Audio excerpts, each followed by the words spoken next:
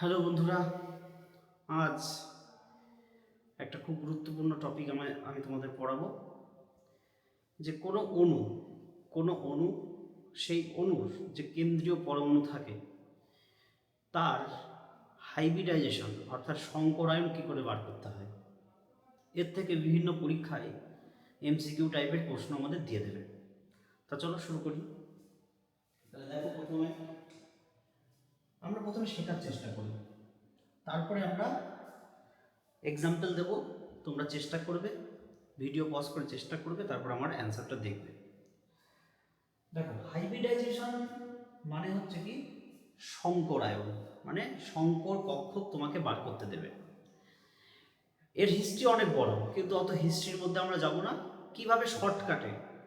কিভাবে শর্টকাটে তুমি হাইব্রিডাইজেশন বার করবে সেটা আমি শেখাবো। দুরকমভাবেই শেখাবো। এক হলো জৈব অণুর ক্ষেত্রে শেখাবো, আর দুই হলো অজৈব অণুর ক্ষেত্রেও শেখাবো। প্রথমে আমরা সহজ শিখি, জৈব অণুর ক্ষেত্রে শিখি।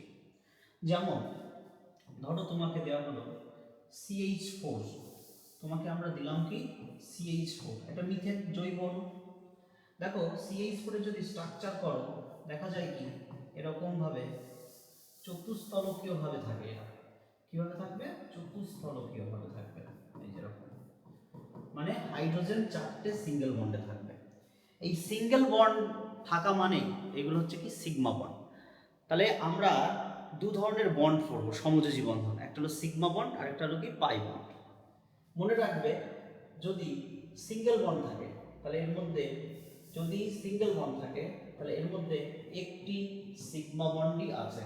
তাহলে সিঙ্গেল বন্ড মানেই হচ্ছে একটি সিগমা বন্ড।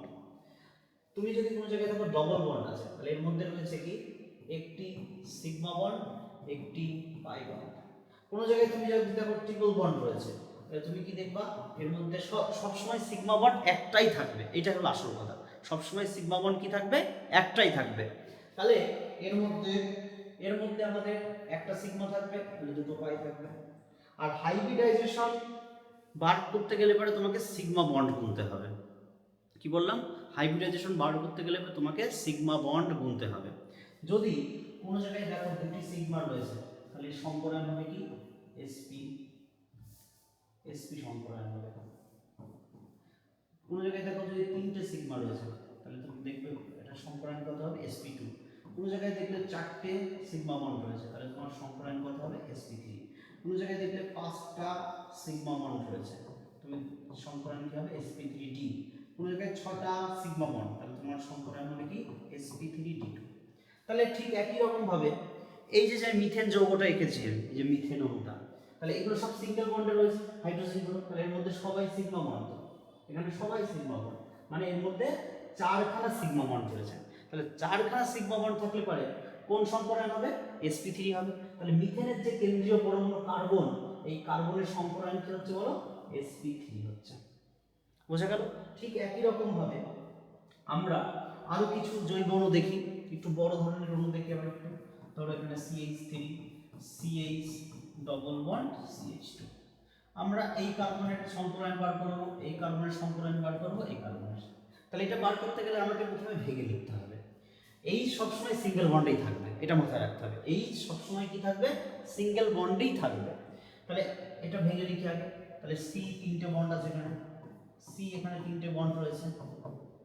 তারপরে এটা একটা বন্ড রয়েছে, এটা ডবল বন্ড C, এখানে একটা H আছে, এখানে একটা H আছে। তাহলে প্রতিটা কার্বনের আমরা সিগমা বন্ড গুনি। তাহলে প্রথমে এই কার্বনের সিগমা বন্ড গুনি, একটা সিগমা, দুটো সিগমা, তিনটে সিগমা, চারটে সিগমা। তাহলে চারটে সিগমা হলে পরে কি হবে? sp3 সংকরায়ন হবে। এবার এই কার্বনে কোনো একটা সিগমা, দুটো সিগমা, এখানে তো ডবল বন্ডে কি থাকে? একটা সিগমা, একটা পাই। তাহলে এখানে একটা সিগমা রয়েছে আর একটা পাই রয়েছে।